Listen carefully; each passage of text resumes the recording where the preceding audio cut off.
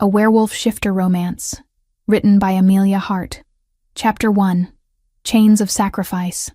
The morning Nyla learned she would die began with birdsong. She woke to the sound filtering through the rough wooden shutters of her small room, the pale light of dawn casting everything in shades of gray and amber.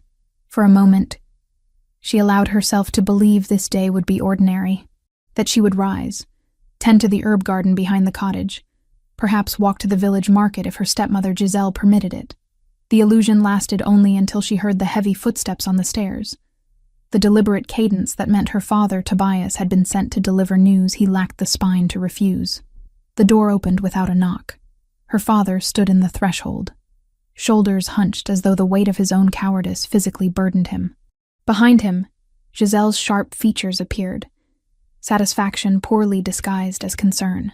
"The Alpha has called for you," Tobias said, his voice barely above a whisper. He would not meet her eyes. Nyla sat up slowly, her heart beginning its treacherous acceleration, even as her mind struggled to comprehend what those words meant.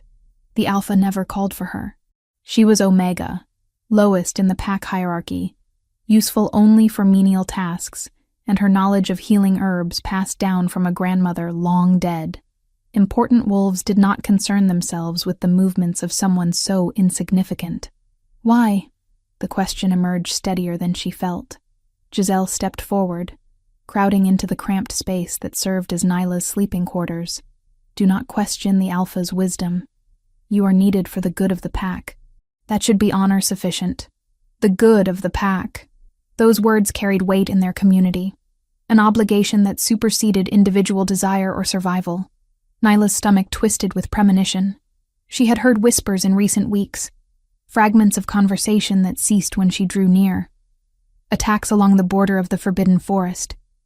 Something massive and savage that moved through the trees with unnatural stealth, leaving carnage in its wake. 3 warriors dead in the last month, their bodies so mangled the pack had barely recognized them. The monster. They called it the cursed wolf, though none who encountered it lived to confirm whether it was truly Shifter or some other abomination. Stories varied, each more terrifying than the last.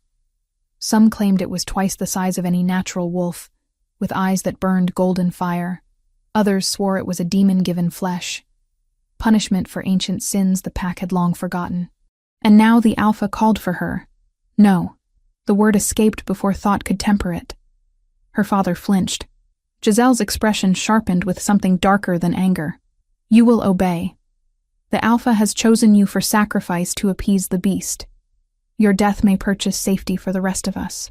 Sacrifice. The word hung in the air, stealing oxygen from the small room. Nyla's lungs constricted as understanding crashed over her in waves of cold realization. They would bind her and leave her in the forest, an offering to whatever horror dwelled there. She would die alone, in terror and agony, so that others might sleep peacefully in their beds. "I am your daughter." She looked at her father, searching desperately for some flicker of paternal protection, some indication that he valued her life above his own fear. Tobias turned away. "You are needed. The Alpha has spoken. You are not his daughter," Giselle corrected with cruel precision. "You are his burden. Born of a first wife who gave him nothing of value before she died. This is your purpose, the only contribution you will ever make. Be grateful you can serve something greater than your own worthless existence." The venom should have been familiar after years of enduring Giselle's resentment, but delivered alongside a death sentence, it carved deeper than usual. Nyla thought of her younger half-sister Verna, only 16, who sometimes offered small kindnesses when their mother was not watching. Would Verna weep for her? Or would relief that she had not been chosen override any grief? When? Her voice had gone hollow. Now. The ceremony begins within the hour. The entire pack gathers to witness your bravery. Giselle's smile contained no warmth. Dress appropriately. They left her then, father and stepmother, to prepare for her own execution. Nyla remained sitting on the narrow bed, her hands trembling in her lap. She wanted to run. Every instinct screamed at her to flee through the window, to disappear into the countryside and never return. But where would she go? Omega wolves did not survive alone. Without a pack, She would starve or be killed by rogues who would sense her vulnerability from miles away. She had no choice. She had never had a choice. Moving with mechanical precision, Nyla washed her face in the basin of cold water on the washstand. She braided her long chestnut hair, weaving it tightly to keep it from her face. The dress she chose was simple, undyed wool that had belonged to her mother. Wearing it felt like armor against what was to come, a reminder that she descended from a woman who had been strong and kind before illness claimed her. If she must die, she would die as her mother's daughter. The walk to the village center passed in a blur. Faces she had known her entire life watched from doorways and windows, some with pity, most with relief that fate had chosen another. Children who once played with her now pressed against their mother's skirts, staring with wide eyes at the Omega, who would become their salvation.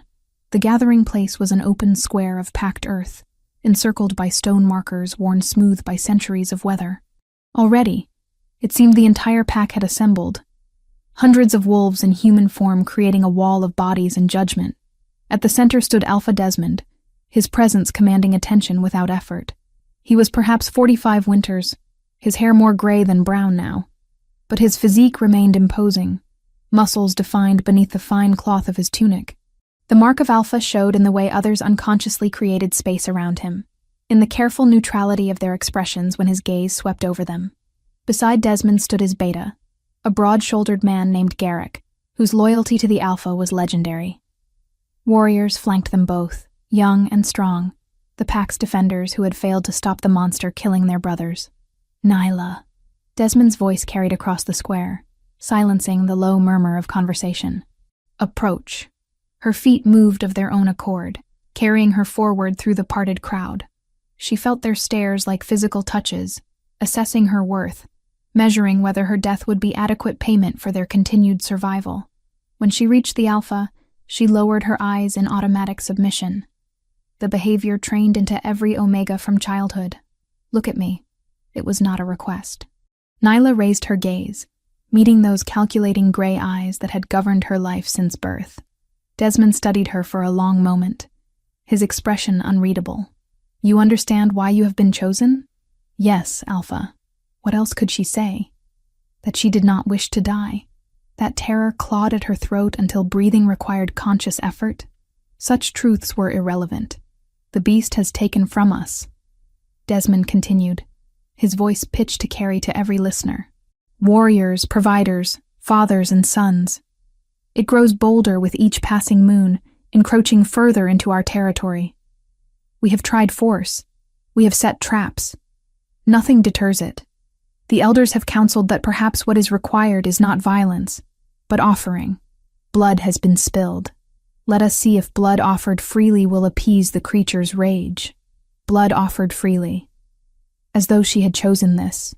As though standing here awaiting her execution was an act of voluntary sacrifice rather than obedience enforced by absolute hierarchy and threat of punishment. But Nyla understood the performance.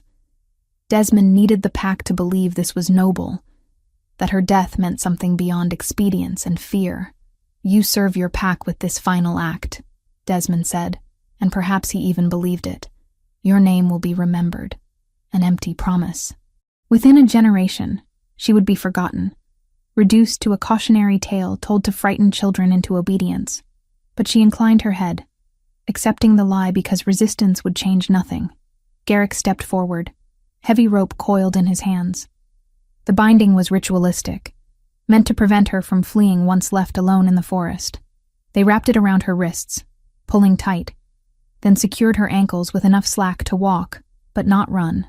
The rough fibers bit into her skin, and Nyla wondered distantly if she would bear rope burns when the wolf finally tore her apart, or if death would come too quickly for such minor injuries to matter. The procession to the forest's edge moved with ceremonial slowness. Desmond led, with Garrick and 2 other warriors escorting Nyla.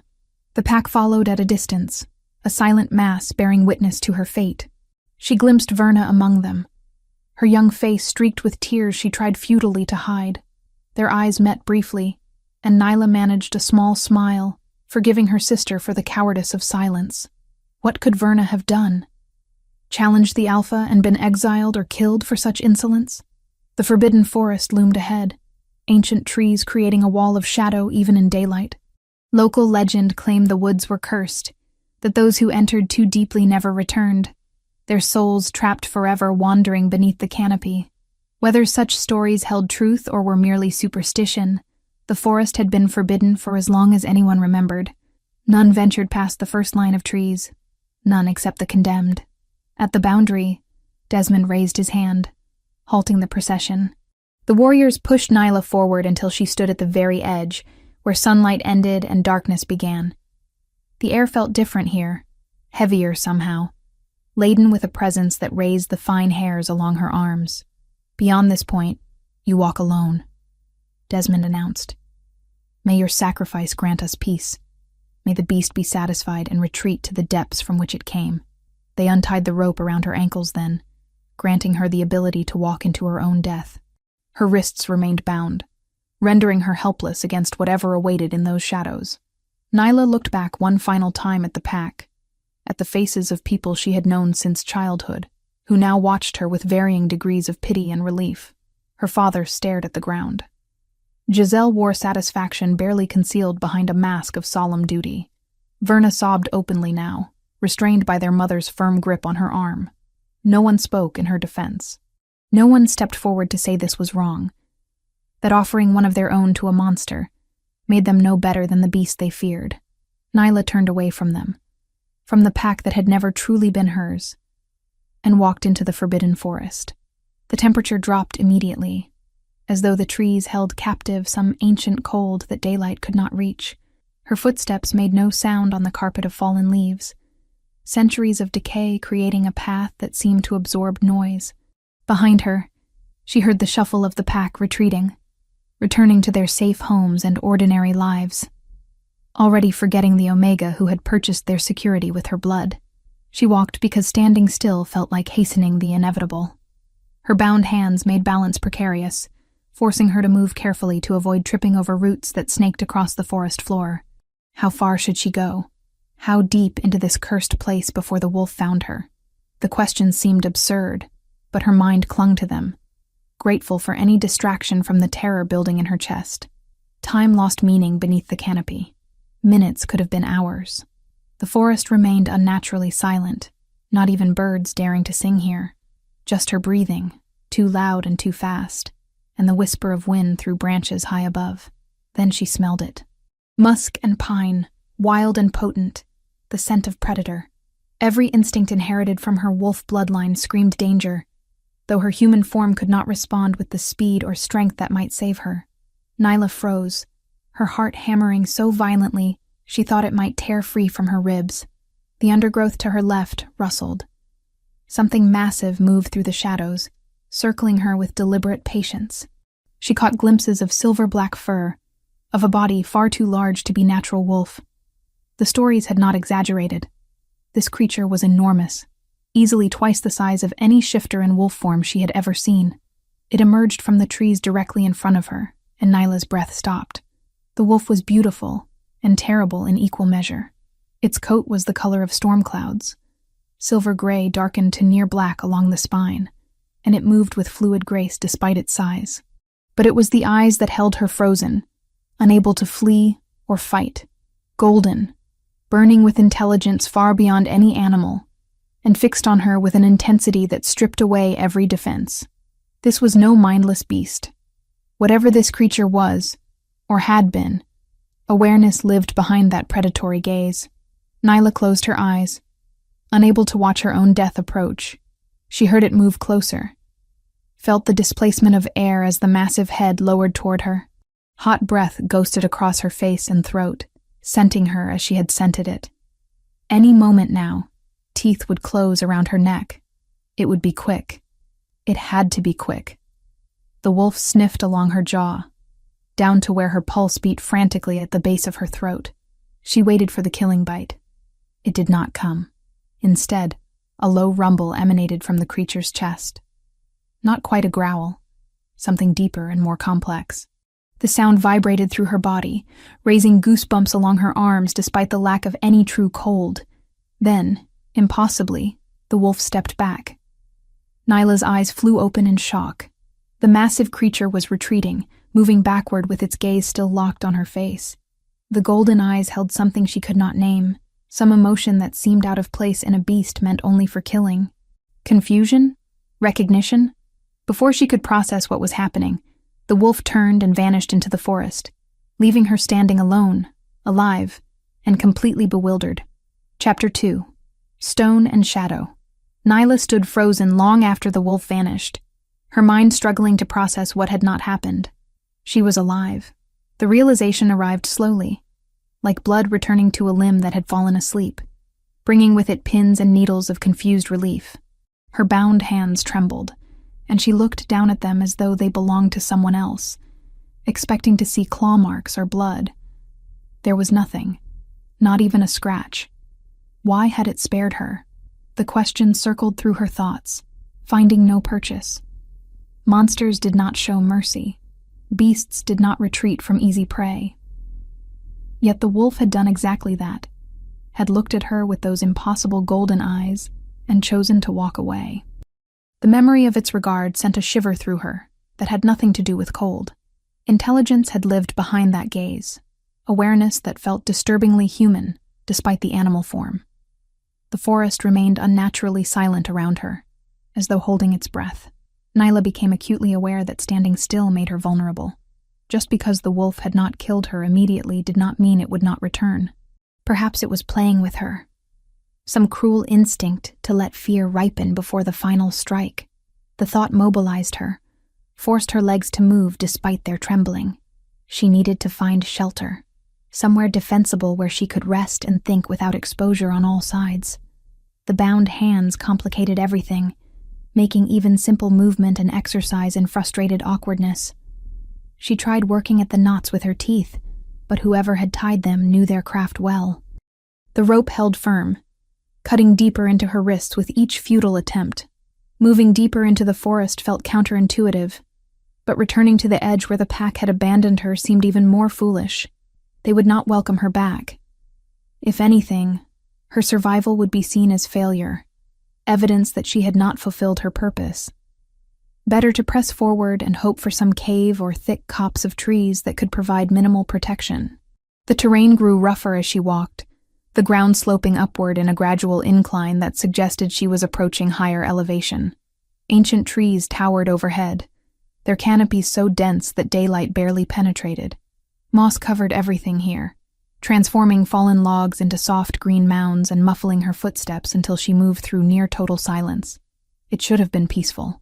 Instead, the quiet felt oppressive, a presence in itself that watched and waited. How long she walked, Nyla could not guess. Time behaved strangely in this place, stretching and contracting without pattern. But eventually, the trees thinned ahead, revealing a clearing that should not exist. She approached cautiously, senses alert for any sign of danger. What emerged from the undergrowth stole her breath. Ruins sprawled across the clearing, stone structures that had once been grand now reclaimed by nature. Ivy climbed crumbling walls, and trees grew through what had been windows or doorways, their roots breaking apart foundation stones with patient inevitability. But even in decay, the architecture spoke of wealth and power. These had not been common buildings. The dressed stone, the careful joints, the sheer scale suggested something important had stood here. A palace, perhaps. Or a keep. Nyla moved closer, drawn by curiosity stronger than caution. Her bound hands made climbing over fallen masonry difficult, but she managed, driven by a need to understand what this place had been. The central structure was largest, its walls still partially intact despite centuries of abandonment. She could see where a great hall had stood, could trace the outline of rooms branching off from it. Whoever had lived here commanded respect and resources. It was on one of these partially standing walls that she found the first symbol. At first, it appeared to be merely decorative carving, the kind of ornamentation wealthy families commission to display their status. But as Nyla studied it more closely, she recognized intent beyond aesthetics.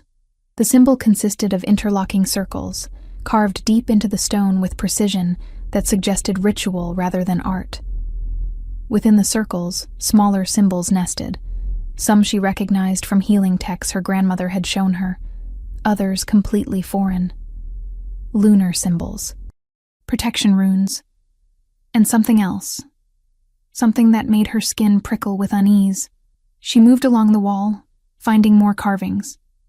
They told a story, though she lacked the knowledge to fully read it. A figure that could be wolf or man, surrounded by chains. A woman reaching toward the bound figure. Above them both, 3 moon phases rendered in careful detail. And beneath it all, words carved in a language that was almost familiar, but frustratingly just beyond comprehension. Nyla traced the carvings with bound fingers, trying to decipher their meaning. The stone felt warm beneath her touch, warmer than it should given the lack of direct sunlight. Magic. The word appeared in her mind unbidden. These were not mere decorations, but active workings, spells or wards set by someone with considerable power. A doorway gaped in the wall ahead, leading into what had been an interior room. The roof had long since collapsed, but enough walls remained to create a sheltered space. Nyla ducked inside, her eyes adjusting to the deeper shadows. And there, carved into what had once been an altar stone, she found the message. Unlike the other symbols, this one was written in common script, though the language felt archaic, formal in a way modern speech had abandoned. The words had been cut deep, meant to endure, and they had. Moss and lichen partially obscured the text, but Nyla brushed it away with careful fingers, revealing the inscription beneath. Forged by treachery, bound by force, the cure dwells within the curse itself. What was stolen shall be returned when the moon recognizes her match. The words resonated with something deep in her chest, a recognition she could not explain. Nyla read them again, parsing each phrase for meaning. Someone had been betrayed. Someone had been bound through force. And there was a cure, though what illness or curse it addressed remained unclear. The final line proved most cryptic. When the moon recognizes her match. More symbols surrounded the text, and these Nyla understood better from her healing studies. She identified the glyph for wolf first, rendered in stylized form that still captured the essence of the animal. Beside it, a woman's silhouette, arms raised as though invoking or offering something. Between them, a third symbol she had seen before in her grandmother's oldest books, always accompanied by warnings and cautious whispers. The mate bond. Her breath caught. This was about mating, about the sacred connection that could form between wolves. But the configuration was wrong. Mate bonds were natural, spontaneous, requiring no ritual or magic. They simply existed, or they did not. Yet this altar spoke of deliberate creation, or perhaps restoration of such a bond. "What is this place?" she whispered to the empty ruins. The wolf appeared so silently that Nyla did not realize she was no longer alone until she felt the displacement of air behind her. She spun, heart leaping into her throat, expecting attack. But the massive creature simply sat at the edge of the chamber, watching her with those unsettling golden eyes. In the dimmer light, its coat appeared darker, the silver-gray shading to pewter and shadow. This close, she could see details she had missed before. Scars marked its body, old wounds that had healed into white lines through the dense fur. These were not random injuries, but the methodical cuts of weapons, evidence of battles fought and survived. Around its throat, the fur grew in an unusual pattern, as though something had once rested there, some collar or binding that had left its mark even after removal. The wolf did not move toward her. It simply watched, head tilted slightly in what might have been curiosity. Waiting. For what? Nyla could not guess. "You did not kill me before," she said, her voice steadier than she felt. "Why?" No response. Of course not. It was an animal, however intelligent it might seem. Animals did not speak, did not understand human words. Yet something in the way the wolf's ears swiveled toward her, in the focus of its attention, suggested comprehension beyond instinct. Nyla turned back to the altar, though keeping the wolf in her peripheral vision. These markings speak of betrayal and binding, of curses and cures. She traced the wolf glyph with bound fingers. Someone was forced into this form, trapped here. "Is that you? Are you the cursed one?" The wolf rose to its feet, and Nyla's muscles tensed for flight. despite knowing she could never outrun it. But instead of approaching, the creature moved to the opposite wall, nosing at a section of stone that appeared identical to the rest. It pawed once, twice, then looked back at her with clear intent. "You want me to look there?"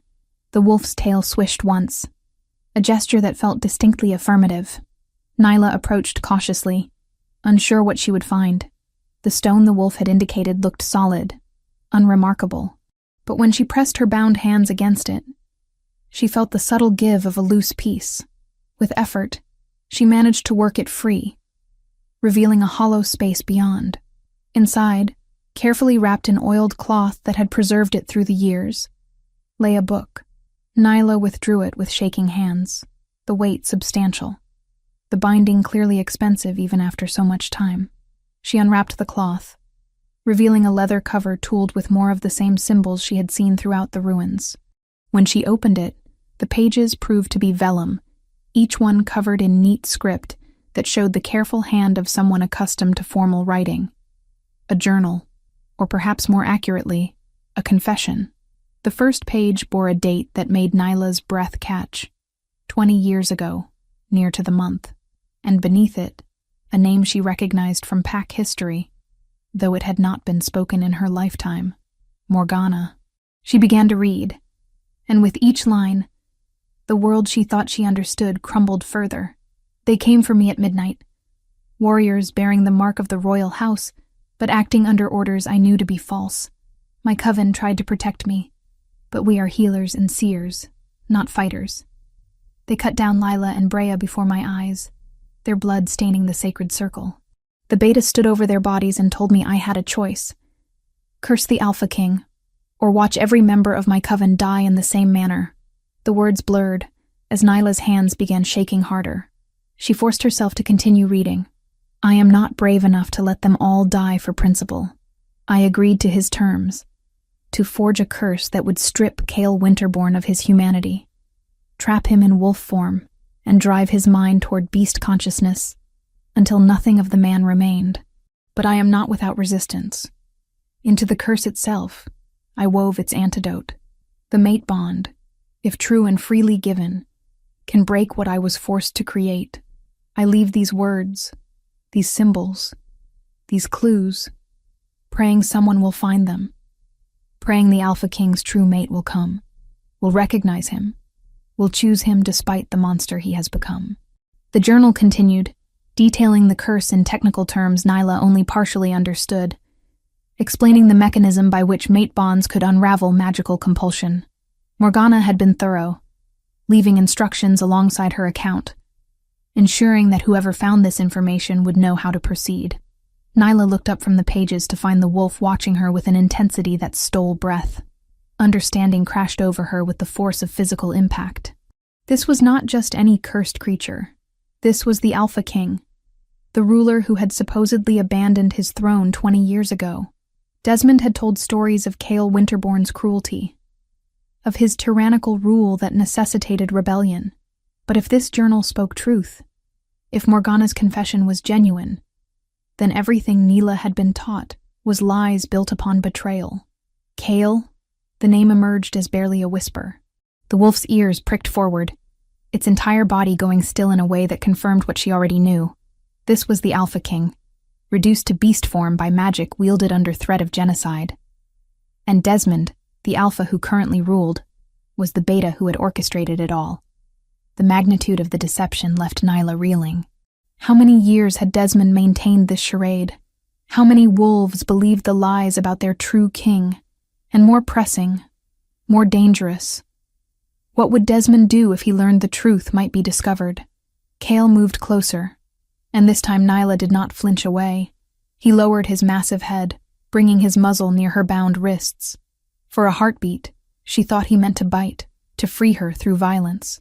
Instead, he caught the rope between careful teeth and began to work at the knots with surprising dexterity. It took several minutes of patient effort, but eventually the rope loosened and fell away. Nyla rubbed her abraded wrists, relief flooding through her as circulation fully returned. She met Cale's golden eyes, seeing them now with new understanding. "Can you transform?" she asked.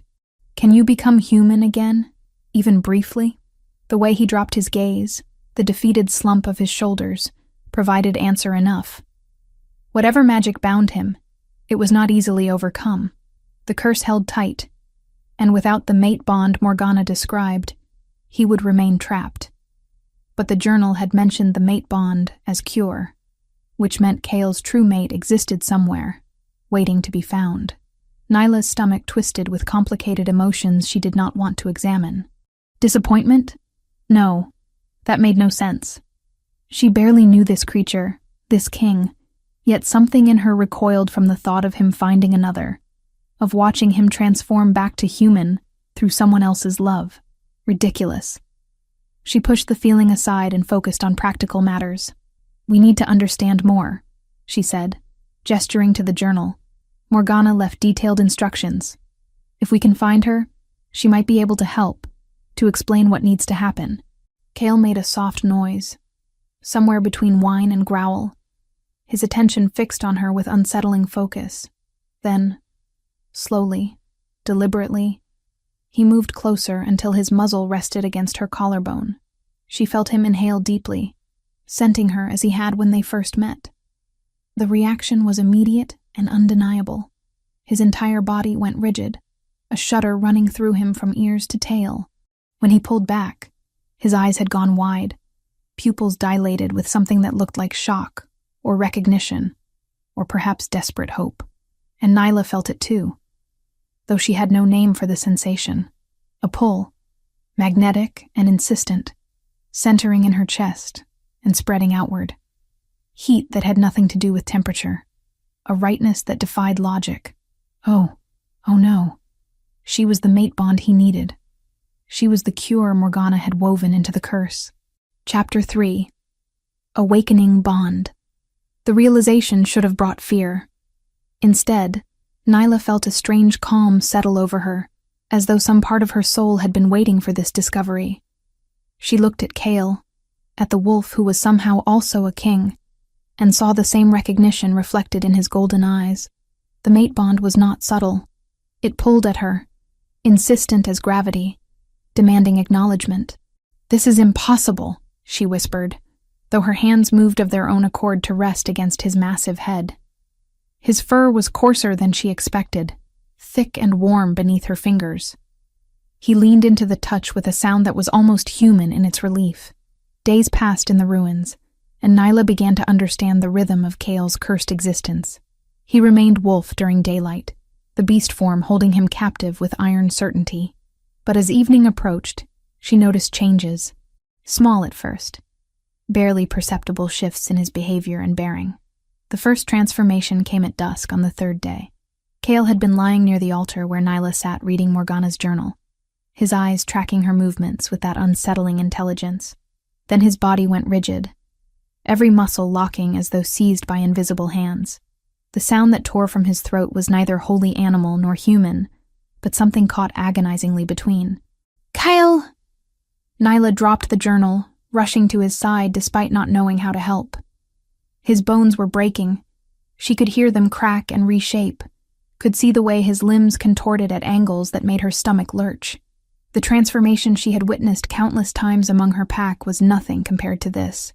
Those shifts flowed with natural grace, bodies moving between forms with practiced ease.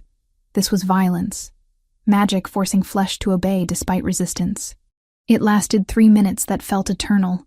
When finally the spasm ceased, a man lay where the wolf had been. Nyla's breath caught. Even in obvious pain, even with his body trembling from the ordeal, Kale Winterborn was arresting. His face held sharp angles softened by full lips currently pressed thin with discomfort. Dark hair fell to his shoulders, tangled and unkempt. His body bore the marks of 20 years lived as a hunted thing, lean muscle carved from necessity rather than vanity, scars crossing his torso and arms in patterns that told stories of survival. He opened his eyes, and they remained that impossible gold.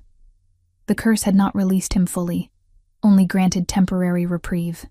"Alpha King," Kale rasped, his voice raw from disuse. He tried to push himself upright, failed, tried again with stubborn determination. Nyla moved to help him, offering her shoulder for support. He hesitated before accepting, and she felt the exact moment their skin made contact.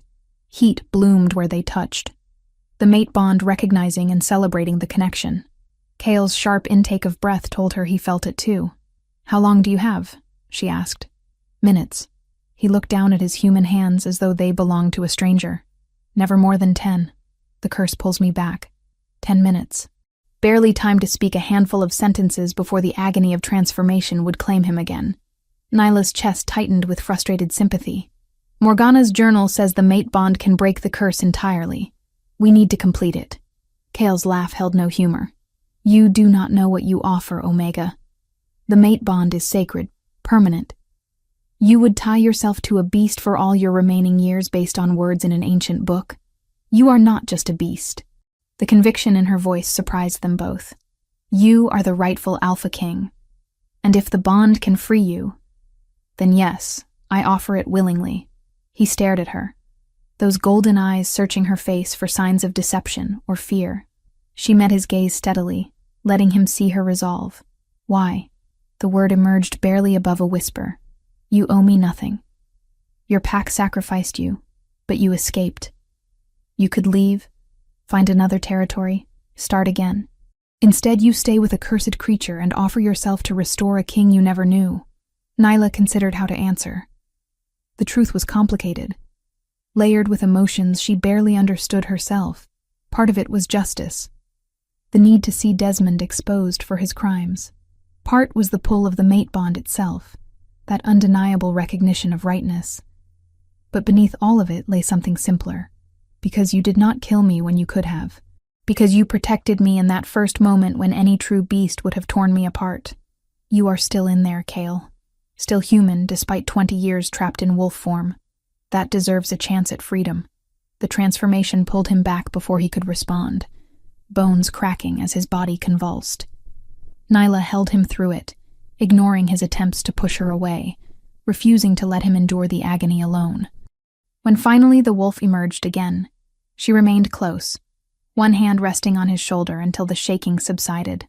Over the following days, the pattern repeated. Each evening brought transformation, each time lasting slightly longer. 5 minutes became 7, then 10 stretched to 12.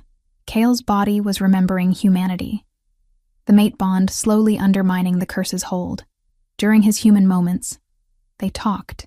He spoke in fragmented sentences about his reign before the betrayal, about the kingdom he had tried to build where strength served justice rather than cruelty, about Desmond, his beta and friend, who had smiled while poisoning wine with liquid silver, about waking trapped in wolf form, watching through beast eyes as Desmond spread lies to the pack. He told them I had become tyrannical, Kale said one evening, his voice stronger now that the transformations happened more frequently, that I planned to enslave weaker wolves, to hoard resources while others starved. All lies built on carefully constructed evidence. By the time Morgana cursed me, the pack believed I deserved punishment. And your intended mate? Nyla tried to keep her tone neutral, though jealousy she had no right to feel colored the question. Kale's expression shuddered. There was no intended mate. Desmond wanted that title for himself, wanted the power that came with it. When I showed no interest in the alliances he suggested, when I refused to mate for political advantage, he saw opportunity. They were sitting in what had once been a solar, stone benches still intact despite the missing roof. Moonlight illuminated the space, casting shadows that danced across Kale's scarred shoulders. He wore clothes now, simple garments Nyla had fashioned from cloth she found in a storage room remarkably preserved by some lingering magic.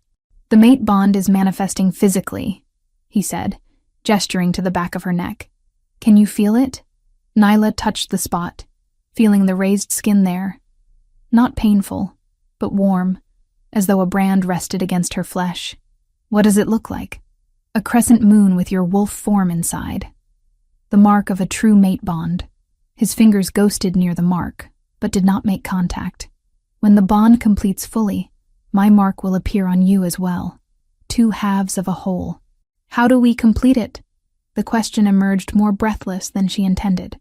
Kyle met her eyes, and the heat there made her acutely aware of his proximity, of the bare skin visible where his shirt hung open.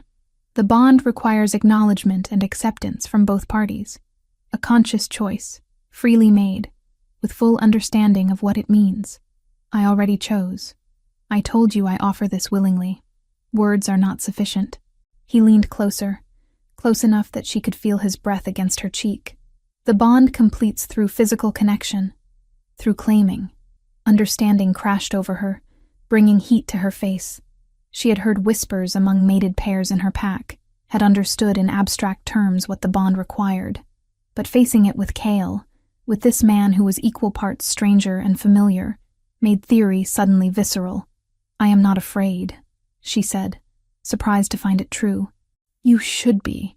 But his hand came up to cup her face, thumb tracing her cheekbone with devastating gentleness. I have been beast longer than man, Nyla. The wolf is never far from the surface. I could hurt you without meaning to. You have had countless opportunities to hurt me. You chose protection instead. The transformation seized him then, stealing away the moment. Neela held him through the agony, whispering reassurances as bones broke and reformed. When the wolf emerged, he pressed his head against her shoulder in what felt unmistakably like apology. 2 more days passed before the next attempt. Cale's human time had stretched to nearly 20 minutes, enough for proper conversation. They were discussing Morgana's journal, trying to decipher the more technical passages about curse-breaking, when he went very still. What is it? Nyla asked. Your scent changed.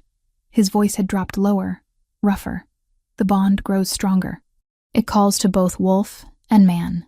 Heat pooled in her belly at the way he looked at her, predatory and possessive and wanting.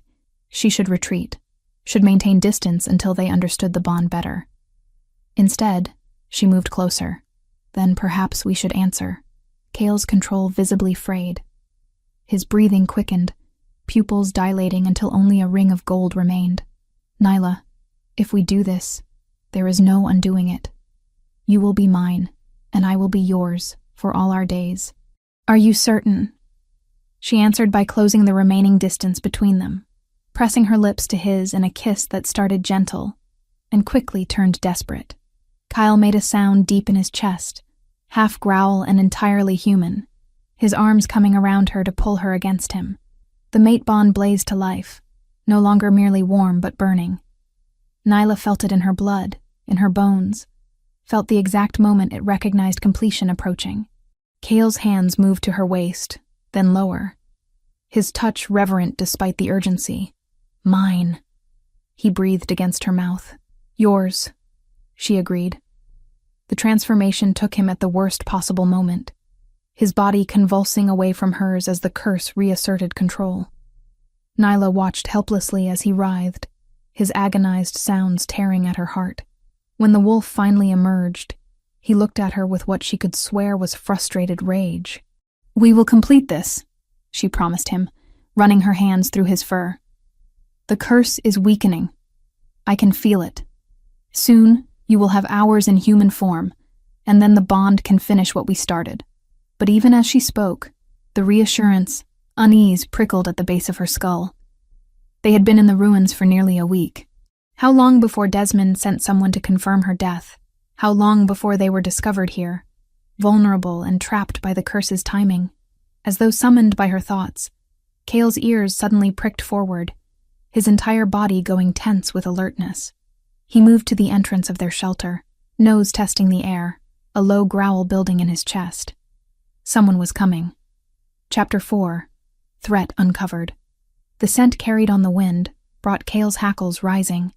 Nyla recognized his defensive posture immediately and moved deeper into the ruined chamber, pressing her back against stone still warm from afternoon sun. 3 days had passed since anyone from the pack would have reason to venture this direction, yet someone approached with clear purpose. Kyle positioned himself between Nyla and the entrance, his massive form blocking any direct path to her.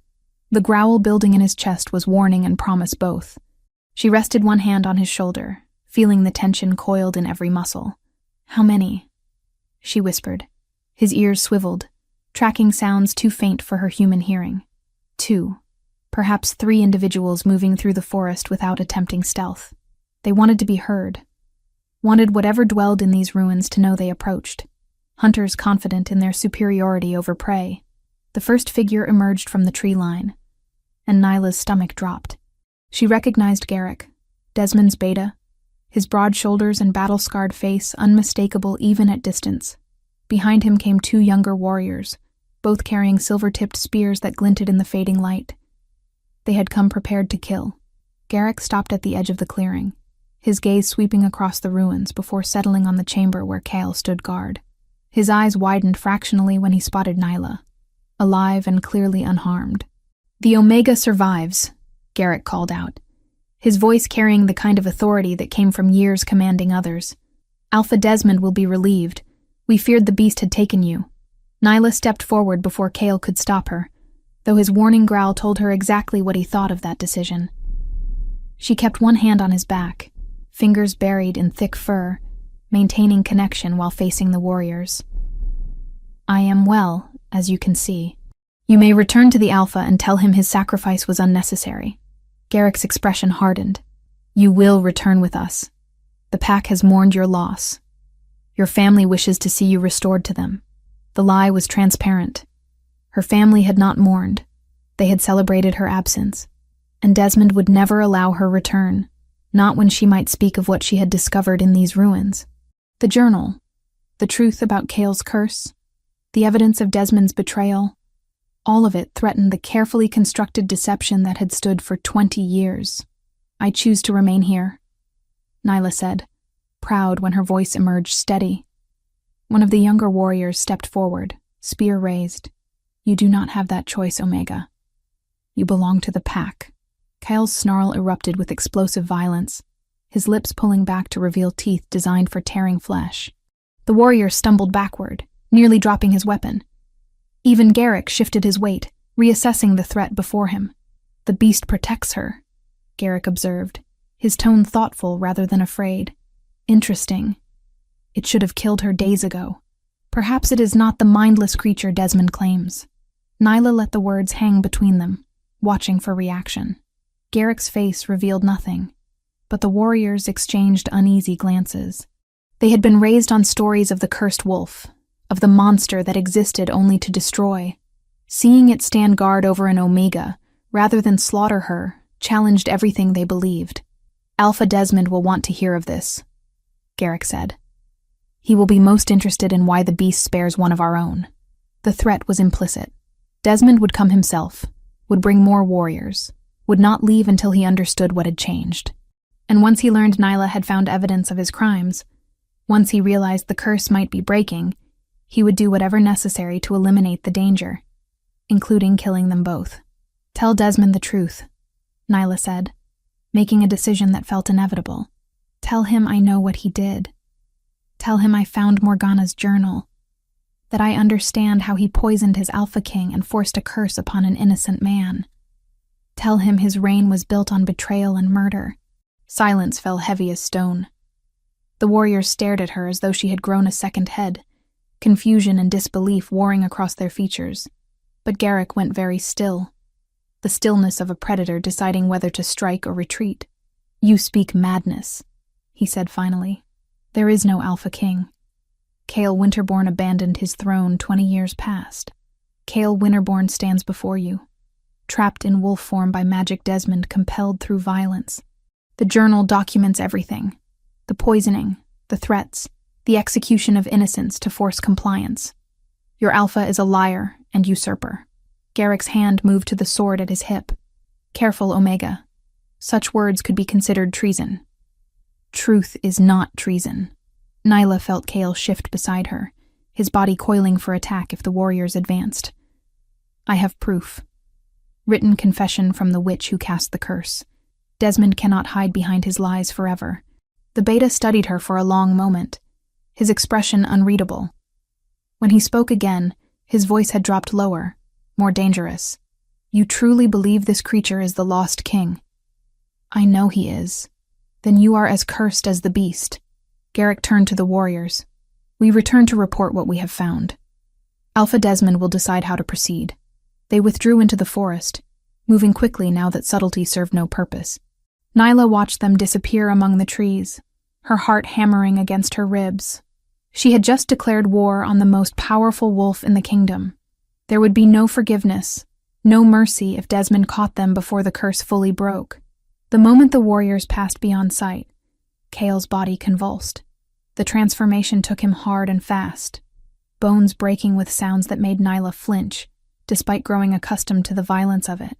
When finally he emerged in human form, gasping against the pain, she was there to steady him. That was dangerous, he managed once breath returned. Desmond knows now. He will move against us. He was always going to move against us. At least now he knows we understand his crimes. Nyla helped Kyle sit, noting with concern how the transformations left him increasingly exhausted. The curse was fighting back, resisting the mate bond's erosion of its power. Morgana, Kale said. We need to find her. With her testimony, with proof of the forced curse, the pack might believe us, might turn against Desmond. Can you remember where her coven dwells? Kale's expression twisted with frustration. Pieces. Fragments. The curse took so much. But there were mountains to the north. Valleys hidden by permanent mist. Places where magic runs deep and old. 3 days of travel. Perhaps 4 if they had to remain cautious. But they had no choice. Remaining in the ruins meant waiting for Desmond to return with overwhelming force. At least moving gave them initiative, put them on the path toward breaking the curse completely. We leave at dawn, Nyla decided. You know the forest better than any tracker Desmond can send. We use that advantage. Nyla. Kale caught her hand, his touch still sending heat through her where the mate bond pulsed between them.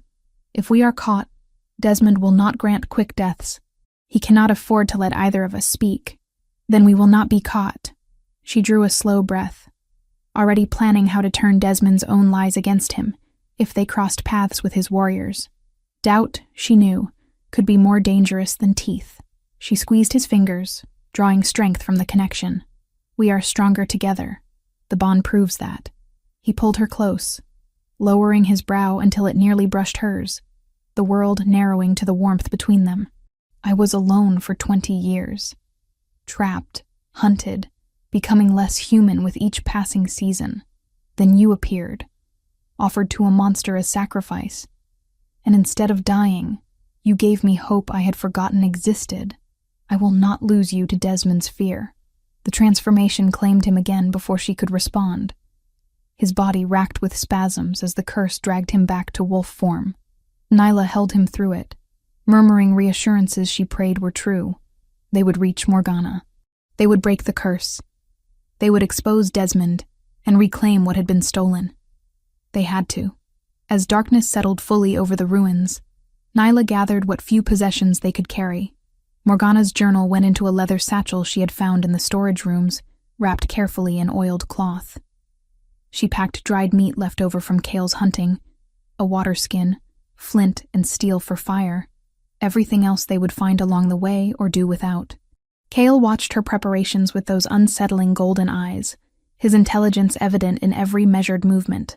When she finally lay down to sleep, he curled around her, his massive body providing warmth and protection both. The mate bond hummed between them, growing stronger with each shared moment. Somewhere in the darkness, Desmond was planning. Somewhere beyond the forest, warriors prepared for orders.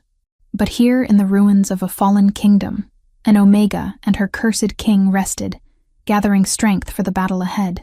Chapter 5. Journey to Salvation. Dawn broke cold across the ruins, mist clinging to broken stones and turning everything ghostly.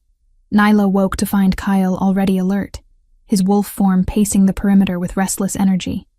She gathered their supplies quickly, slinging Morgana's journal-containing satchel across her body where it rested against her hip. We travel fast, she told him, running her fingers through his fur one last time before they departed. Desmond will send trackers, but you know this forest better than anyone. Kale's answering rumble held agreement and something darker. He had lived as hunted prey for 20 years, learning every hidden path, every stream that could mask a scent trail, every hollow where a wolf could hide. Now those survival skills would serve them both. They moved north into terrain that grew progressively wilder. The forest here was ancient, trees so massive their trunks required 3 men linking hands to encircle. Undergrowth grew thick between them, making passage difficult for anyone unfamiliar with the hidden game trails. But Kale navigated with confidence born of intimate knowledge, leading Nyla through spaces she would have sworn were impassable.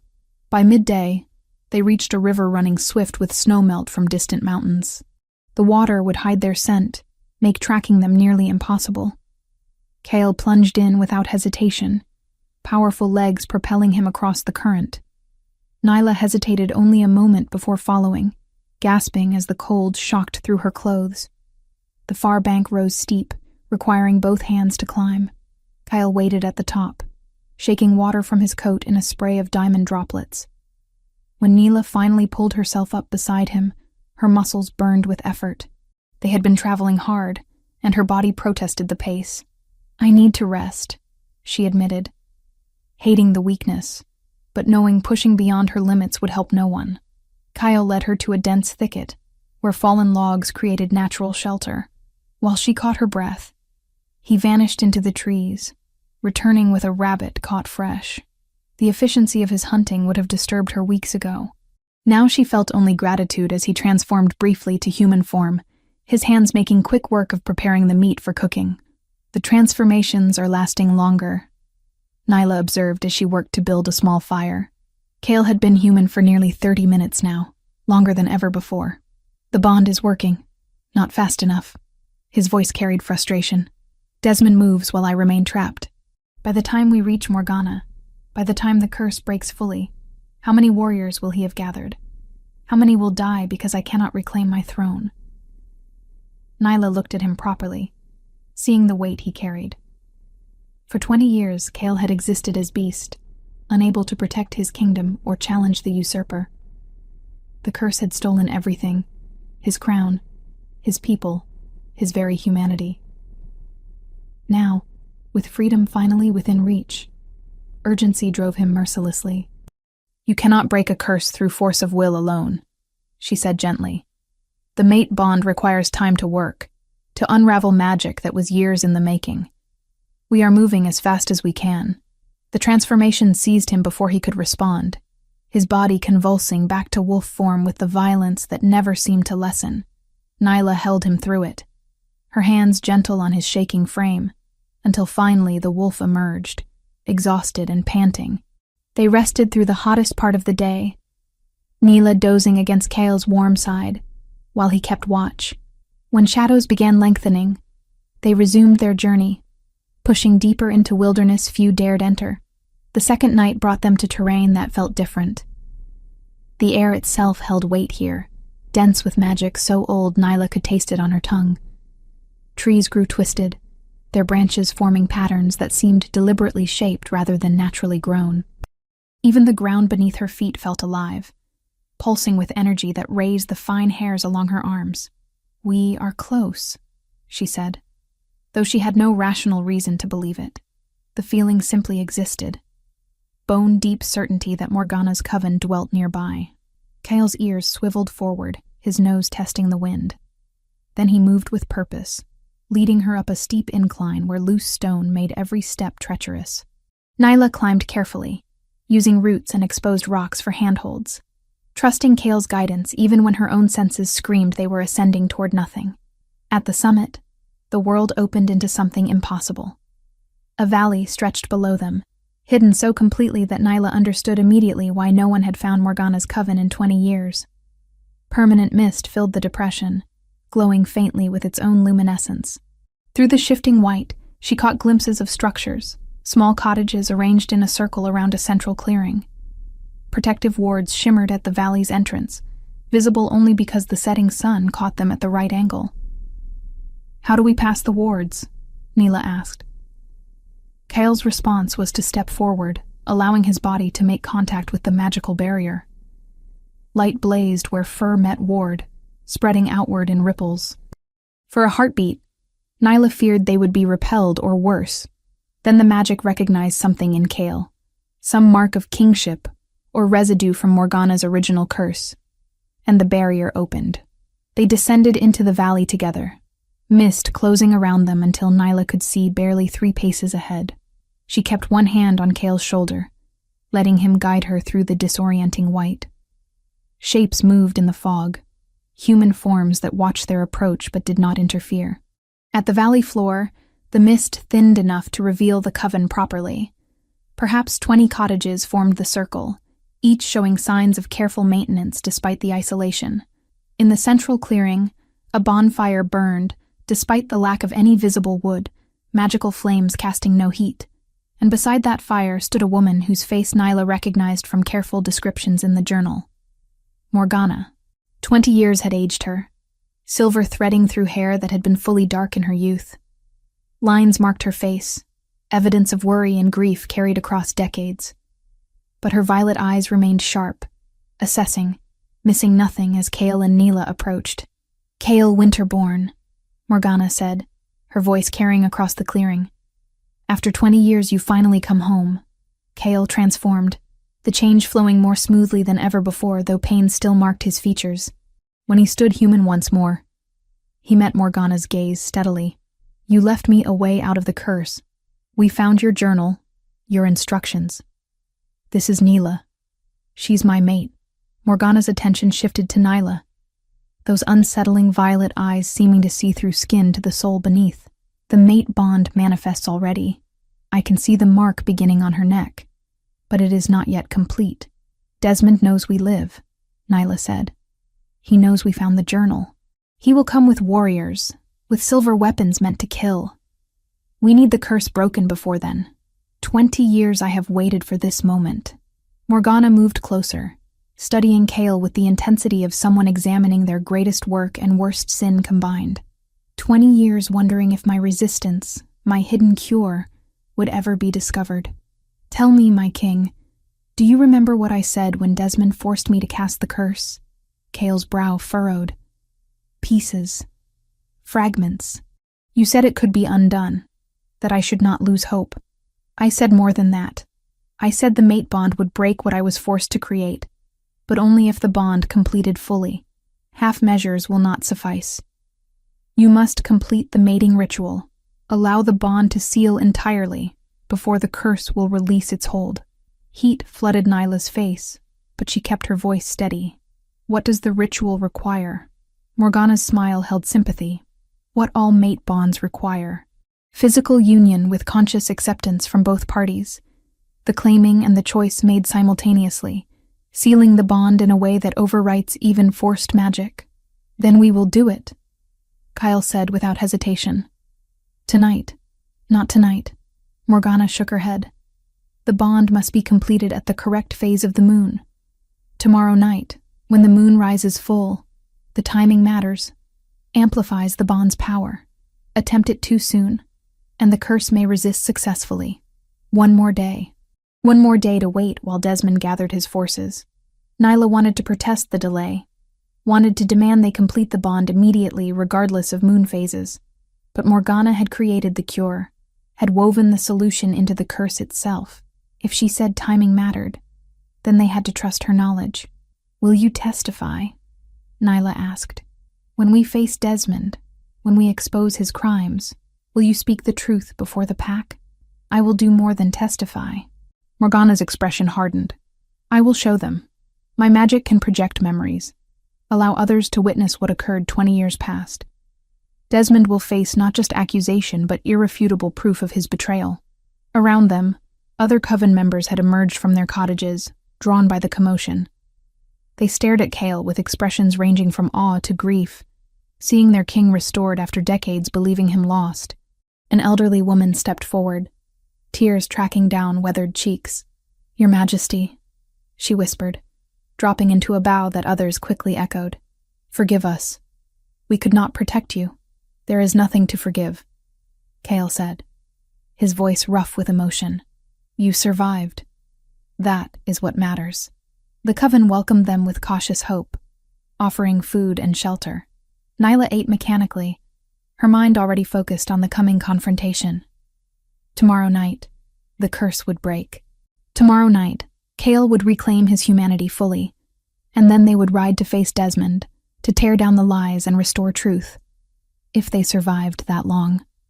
Chapter 6. Ritual and Reckoning. The day passed with agonizing slowness, each hour stretching like pulled thread. Nyla spent the morning with Morgana in the witch's cottage, a small structure surprisingly warm despite the perpetual mist that filled the valley. The interior smelled of dried herbs and old magic, bundles hanging from ceiling beams alongside crystals that caught what little light filtered through the windows. The ritual requires perfect precision, Morgana explained, spreading ancient texts across a scarred wooden table. Her violet eyes tracked Nyla's expressions, ensuring comprehension of each crucial detail. One misstep, one incorrectly pronounced syllable, and the curse may resist breaking. Or worse, it could fracture partially, leaving Kale trapped between forms. Nyla's stomach clenched at the possibility. She had witnessed the agony of Kale's transformations, seen how the curse tore at him with every shift between wolf and man. To imagine him caught permanently in that liminal space, neither one nor the other, was unbearable. "Tell me everything," she said. "I will not fail him." Morgana's expression softened with something approaching approval. The bond requires 3 elements working in harmony. First, conscious acceptance from both parties, spoken aloud under the full moon's direct light. The words must be your own, from your heart, but they must contain acknowledgement of choice. The mate bond is sacred, because it is freely given, never compelled. She paused, ensuring Nyla absorbed this foundation before continuing. Second, physical union that seals the connection through flesh and blood. This is not merely coupling, though that is part of it. The marking must occur, Kale's teeth breaking your skin to leave his claim visible to all. The pain will be sharp but brief, and from it comes the permanent bond that ties your souls together. Nyla touched the back of her neck where she could feel the mark already beginning to form, warm beneath her fingers.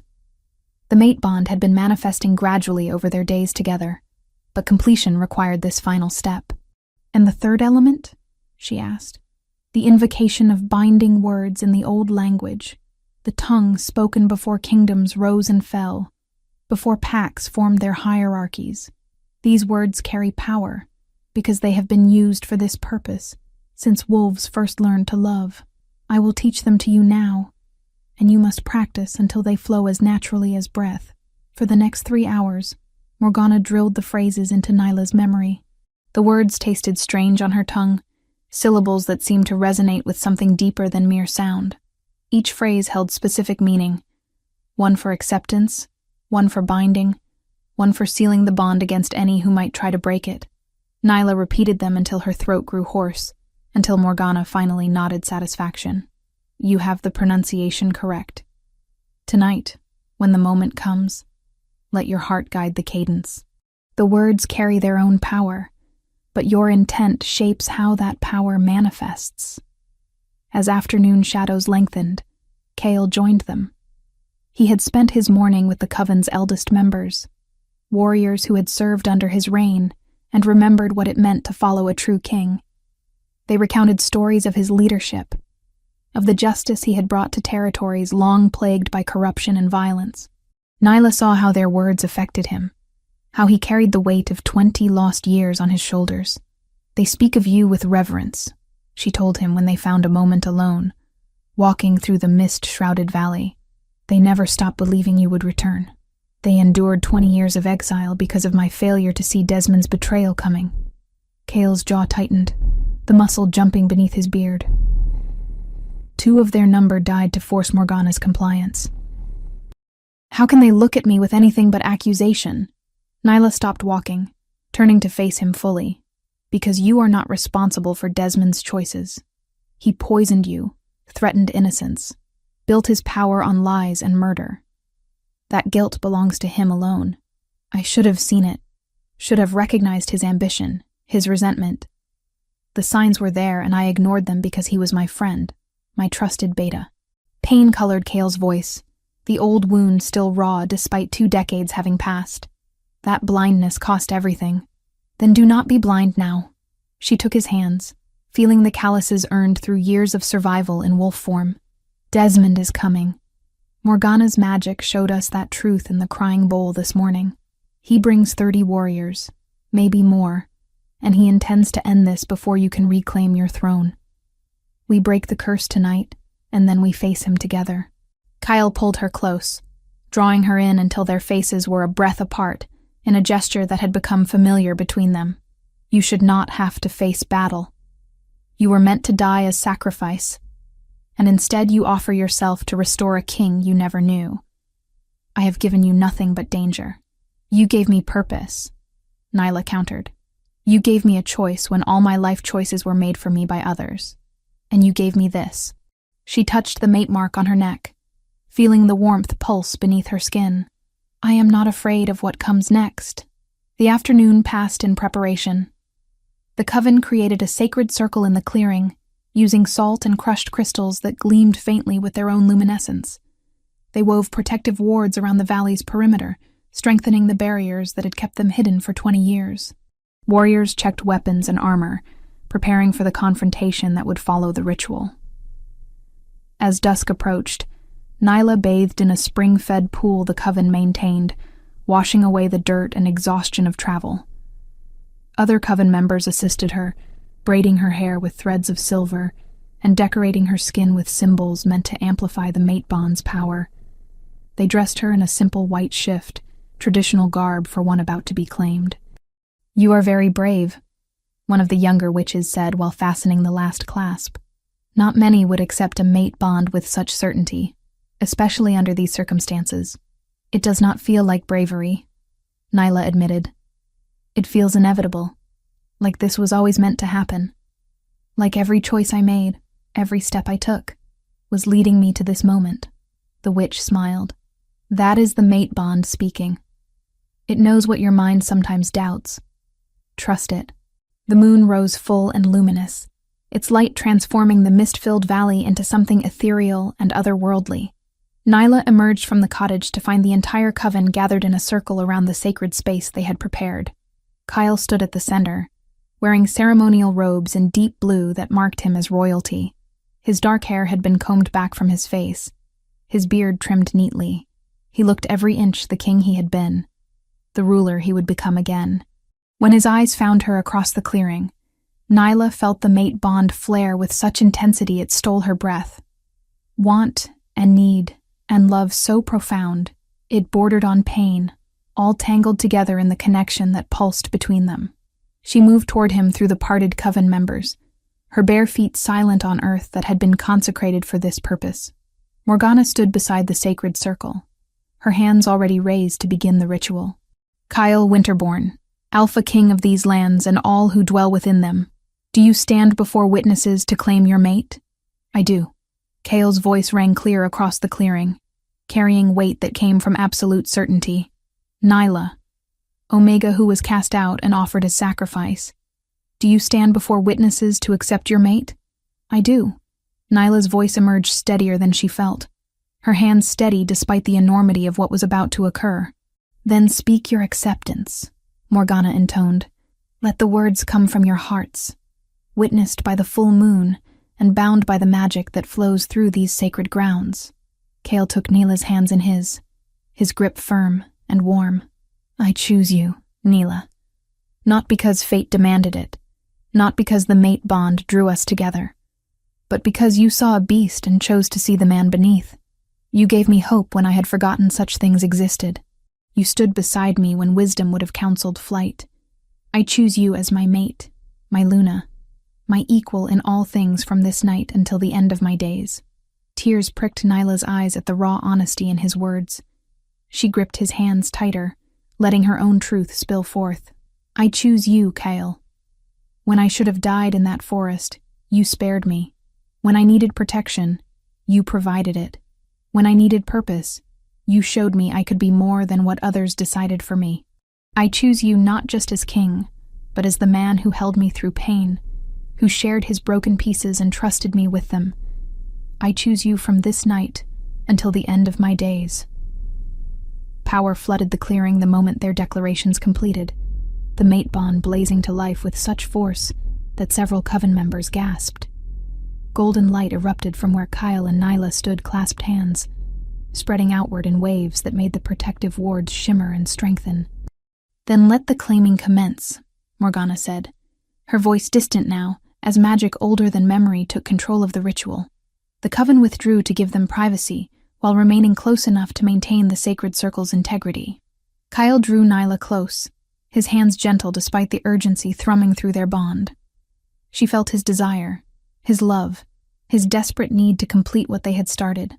And beneath it all, she felt the curse beginning to fracture, sensing the completion of the bond approaching.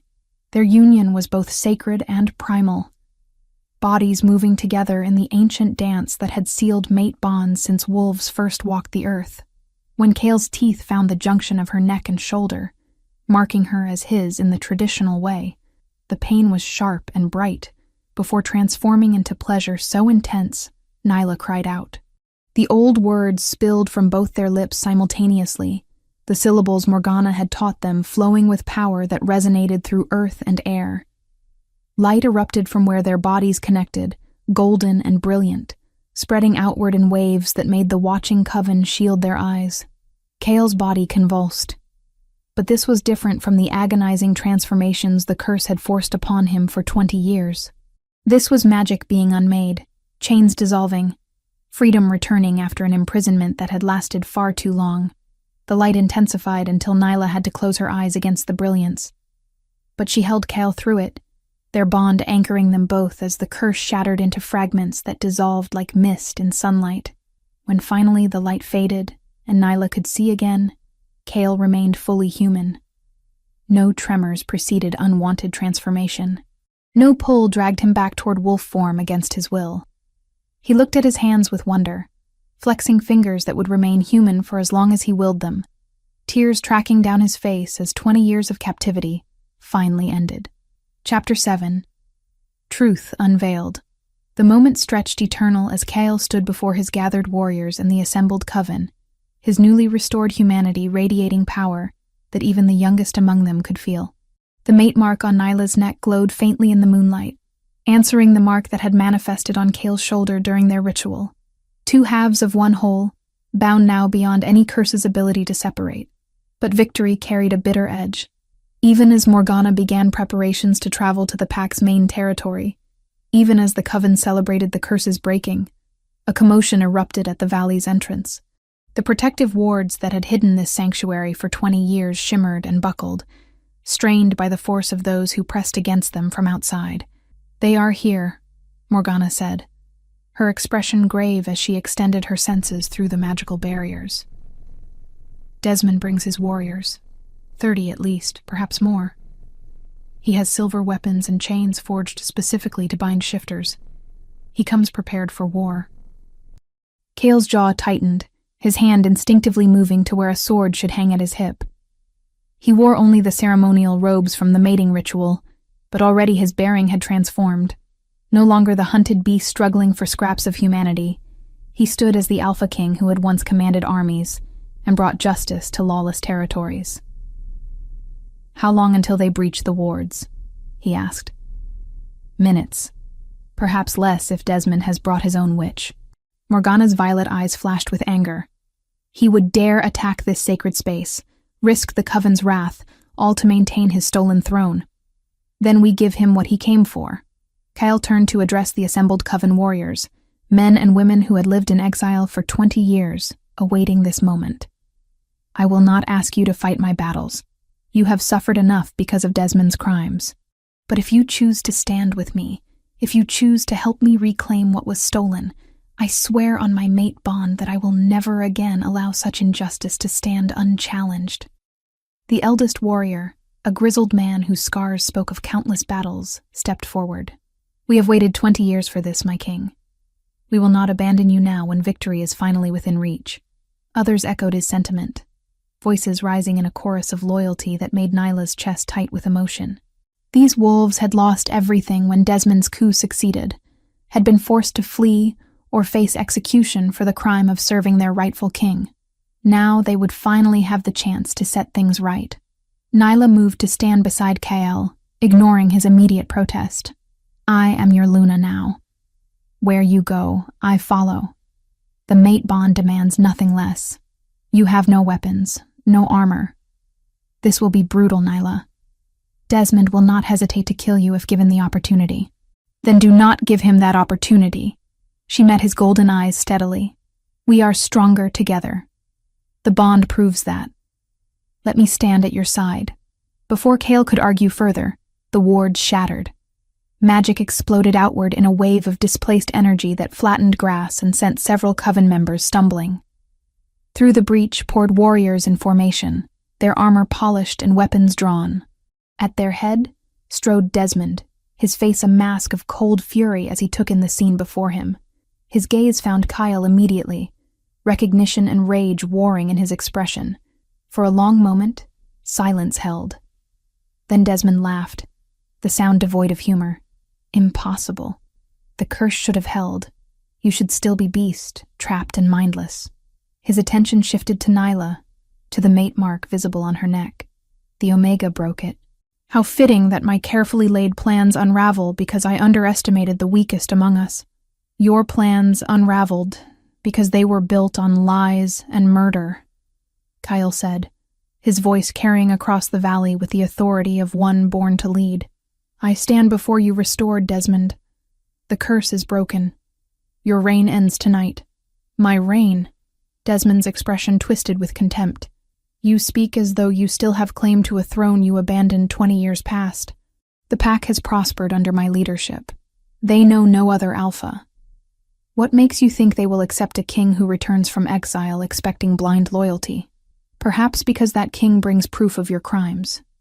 Morgana stepped forward, her hands already weaving patterns in the air. Magic coalesced before her, forming a shimmering screen that hung suspended. "Watch, warriors of the pack.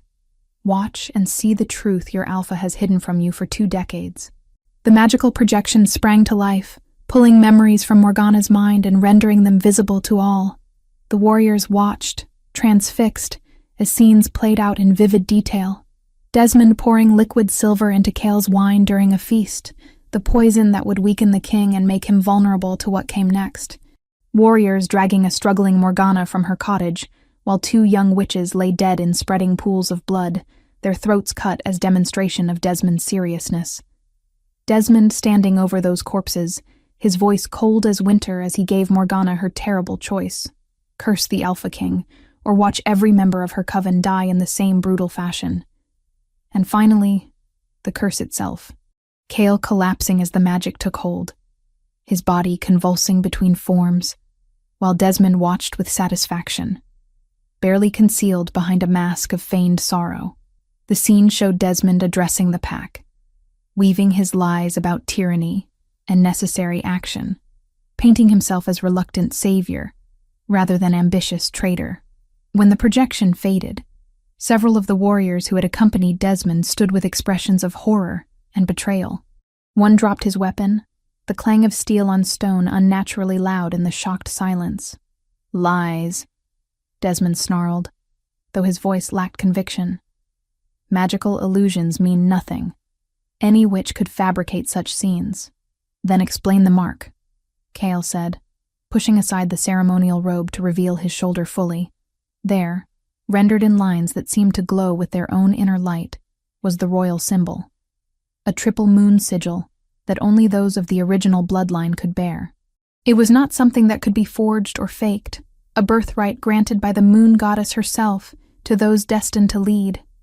Gasps rose from the assembled warriors. Several fell to their knees immediately, recognizing what they witnessed. Others stepped back from Desmond, their loyalty visibly fracturing as truth crashed through carefully maintained deceptions. "You bear the mark of the royal line," one of the elder warriors said, his voice shaking. "Only Kale Winterborn and his descendants carry that symbol. You are the true Alpha King. He is also the cursed beast who has terrorized our borders for 20 years, Desmond countered desperately. Even now he could transform, could lose control and slaughter you all. Is that the king you wish to serve? The curse is broken, Morgana stated with absolute certainty. The mate bond severed what I was forced to create. Kale Winterborn has full control of his transformations, as he did before you poisoned and cursed him. He is no more threat to his people now than he was during his original reign. More warriors abandoned their positions, moving away from Desmond toward Kale. The tide was turning, loyalty shifting as the truth became undeniable. But Desmond was not finished. He had ruled for 20 years through manipulation and calculated violence, and he would not surrender power without final resistance. "If I cannot rule, then neither shall you." He drew his sword, silver blade gleaming in the moonlight. "I challenge you, Cale Winterborn. Combat by ancient law, witnessed under the full moon. The victor claims the throne and the loyalty of all present. The defeated accepts exile or death." A formal challenge following the oldest laws of their kind. Cale could not refuse without appearing weak, without ceding legitimacy to Desmond's continued rule. And Desmond knew it, counted on it, believed that 20 years of soft living as king, against 20 years of survival as beast, would give him the advantage, despite Cale's restoration. "I accept your challenge," Cale said. And Nyla felt the decision through their bond, felt his absolute certainty. "Under witness of the moon goddess and these assembled wolves, we will settle this as our ancestors did, by strength, by skill, by right of the strongest." The warriors formed a circle, creating an arena in the clearing. Coven members supplied weapons, swords for both combatants, balanced and deadly. No armor would be worn. This would be decided through pure combat, the most ancient way of determining rightful leadership. Nyla wanted to protest, wanted to demand another solution. But she understood the necessity. The pack needed to see their alpha prove himself, needed to witness strength that would command their respect and loyalty. Words and magical projections had exposed Desmond's crimes, but only combat would cement Cale's claim to the throne. "He is strong," Morgana murmured beside her. "Desmond has trained daily for 20 years, has fought challengers and maintained his position through demonstrated power. Do not underestimate him." "Cale survived 20 years as a hunted animal," Nyla countered. "He learned to fight for every scrap of food, every moment of rest. Desmond may have trained, but Cale has lived combat." The opponents faced each other across the makeshift arena, silver blades catching moonlight. For a heartbeat, neither moved. Then Desmond attacked with the fury of a man who had everything to lose, his blade singing through the air in arcs meant to kill rather than disable. Cale met each strike with precision, born of both formal training and desperate survival, his movements economical and devastatingly effective. The battle that followed was brutal and beautiful, two alphas fighting for dominance while their people watched in absolute silence. Chapter 8. Crown Restored. The battle was over in moments that felt like hours.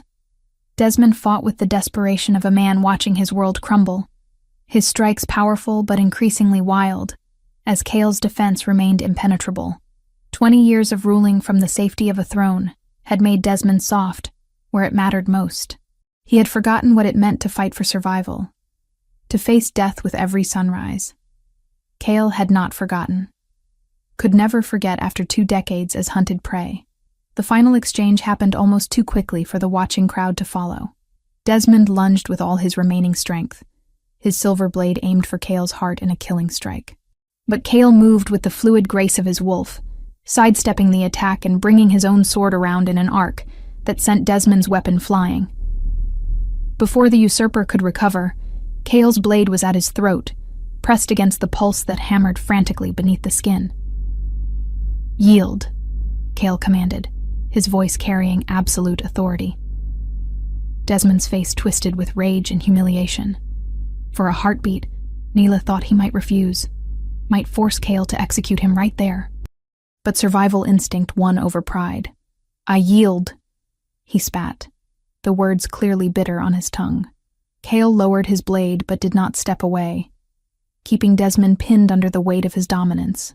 By the ancient laws witnessed here under the full moon, the throne returns to its rightful holder. Do any challenge this claim? Silence answered him. The warriors who had accompanied Desmond now knelt in submission, recognizing their true Alpha King. Even those who had served Desmond longest could not deny what they had witnessed. The truth of his betrayal revealed through Morgana's magic, the royal mark blazing on Kyle's shoulder, and most damning of all, his victory in ritual combat. "Then hear my judgment," Cale said, his voice carrying to every corner of the valley. "Desmond, you who poisoned your king, who threatened innocents to force a curse, who built your reign on lies and murder, I grant you exile. You will leave these territories before the next moonrise and never return. Should you set foot on Packlands again, the sentence will be death. Gasps rose from the assembled wolves. Exile was considered worse than execution for most shifters, condemning the exiled to life without pack, without the connections that defined their existence. But it was also mercy, a demonstration that Kale would not rule through vengeance, even when vengeance was justified. You let me live? Desmond's expression showed confusion alongside continued fury. After everything I did, you grant mercy. I grant justice, Kale corrected. Death would be too quick, too clean. You will live with what you have done, stripped of power and position, alone in a way you never forced me to be alone. That is sufficient punishment. 2 warriors came forward to escort Desmond from the valley, ensuring he would not linger to cause further trouble. As they led him away, the fallen Alpha looked back one final time, his expression unreadable. Then he was gone, disappearing into the forest that had been Kale's prison for so long. The moment Desmond passed beyond sight, the assembled pack erupted in celebration. Warriors who had served Kyle decades ago shouted his name with tears streaming down weathered faces. Coven members embraced one another, relief and joy mingling with grief for the 20 years lost. Even those who had never known Kale's original reign seemed caught up in the moment. Recognizing they had witnessed something momentous, Morgana approached, her expression satisfied. You have reclaimed your throne, my king. Now comes the harder work. Rebuilding what was broken, healing what was damaged. I will not do it alone. Kyle reached for Nyla, drawing her against his side. I have my mate, my Luna. Together we will forge something better than what existed before. The formal proclamation came at dawn. The entire pack gathered in the main territory, summoned by runners Kale had sent ahead to announce his return. Hundreds filled the central square, their expressions ranging from hope to skepticism to outright disbelief. Desmond had ruled for 2 full decades. Many of the younger wolves had never known another alpha. Kale stood before them in borrowed armor that fit him perfectly, his bearing regal despite the mismatched equipment. Beside him, Nyla wore the simple dress she had donned for their mating ritual, the mate mark visible on her neck for all to see. Morgana stood witness, prepared to show her magical projection again if any doubted the truth. I am Kale Winterborn, he began, his voice carrying across the square without need for amplification. 20 years ago, I was your Alpha King. My beta poisoned me, forced a witch to curse me, and spread lies about my reign to justify his coup.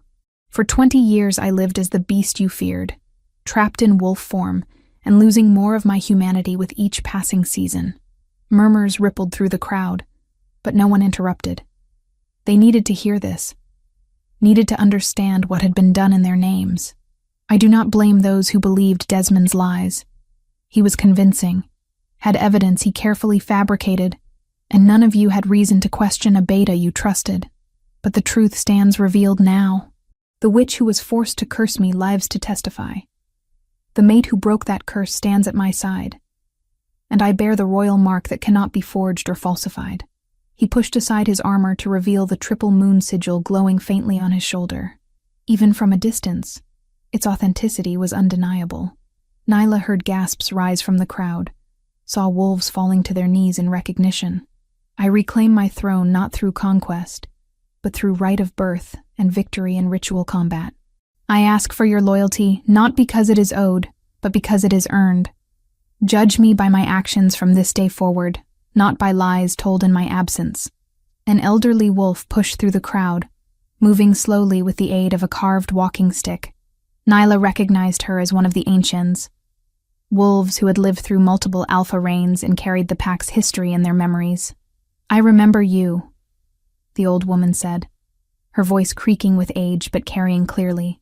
I remember a young king who brought justice to territories plagued by tyrants, who settled disputes fairly, who protected the weak, who asked for counsel rather than demanding blind obedience. Tears tracked down her weathered face.